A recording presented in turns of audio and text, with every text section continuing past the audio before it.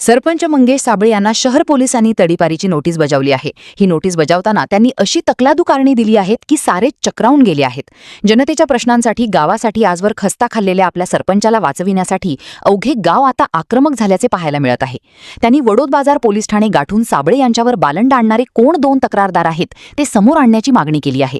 साबळेंमुळे गावात इतका विकास झाला आहे, त्यांनी आजवर कधीही नशा केली नाही, मला मारहाण केल्याचे गावात घडले नाही, मग तसला आरोप लावणारे आहेत कोण असा प्रश्न त्यांनी केला असून साबळे यांना हद्दपार केले तर आम्ही शांत बसणार नाही असा इशारा ग्रामस्थांनी दिला आहे।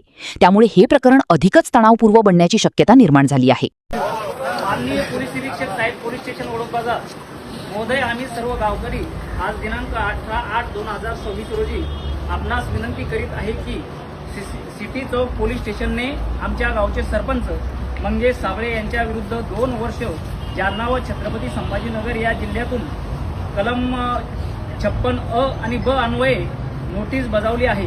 परंतु त्या नोटिशीमध्ये गावातील 2 गुप्त साक्षीदार घेण्यात आले आहेत। त्यांनी दिलेली साक्ष ही अत्यंत खोटी असून संपूर्ण गावाला न पटणारी आहे। राजकीय दोषापोटी ही साक्ष दिलेली आहे। आम्ही सर्व गावकरी या निवेदनाद्वारे आपणास विनंती करतो की त्या खोट्या साक्षीदाराची नावे जाहीर करावी। सदरील साक्ष ही चरित्रहनन करणारी असून आमच्या गावात या अगोदर असा कुठलाही प्रकार घडलेला नाही। बरोबर आहे ना? घडलेला आहे का प्रकार असा?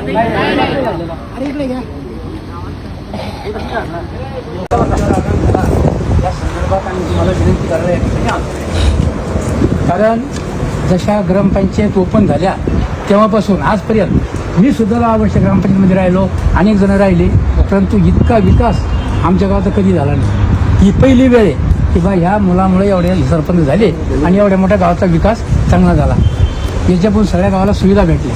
परंतु हा जो खोटा आघात आमच्यावर जो झाला की बा गावातले 2 साक्षीदार गुप्ती घेऊन आणि त्या सरपंचाला 2 वर्ष तरी आम्ही 2 वर्षाऐवजी 4 वर्ष भोगू, त्याचा विषय नाही।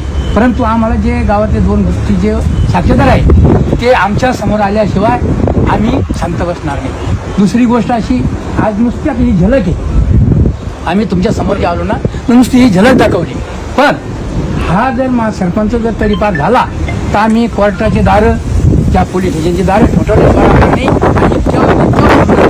या माणसामुळं 4-2 लोक आहे ना आत्महत्या सुद्धा करणार आहे। कारण एवढा मोठा आघात आमच्याकडे झाला तर हा खूप मोठा अन्याय आहे। आणि आजपर्यंत मागचा रेकॉर्ड तपासा, एवढ्या तुम्ही गावात येऊन त्यांनी गुप्ती चौकशी करा। जर हा मुलगा दारूपीत असेल अगोदर, त्याच्याकडे कधी गोळी असेल किंवा यानं काही कोणावर अन्याय केला, कोणाला मारलं, तर त्याच्याबद्दल आम्ही तुम्ही जी शिक्षा दिली ती आम्ही सगळं गाव भोगायला तयार राहू, नाही तर याच्यात मात्र पूर्ण गाव पेटून उठल्याशिवाय राहणार नाही। धन्यवाद। सगळं गाव मंगेश दादाची पाठी